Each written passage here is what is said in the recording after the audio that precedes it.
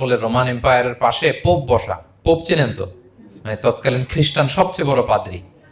তিনি যে বলতেছে কাইফা হালুক ইয়া কাহানাতুল মা'বাদ ও কাইফাল আহল ও কাইফাল আওলাদ, যে বলতেছে আরে সম্মানিত পোপ, আপনি কেমন আছেন, আপনার বউ কেমন আছে, আপনার সন্তান কেমন আছে।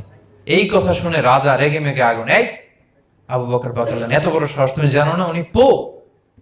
পোপদের বিয়ে করা নিষেধ, তারা এত পবিত্র, তাদের স্ত্রী হয় না, তাদের সন্তান হয় না। একজন পবিত্র সত্তার সন্তান থাকে কি করে, স্ত্রী থাকে কি করে, তারা আমাদের পোপ।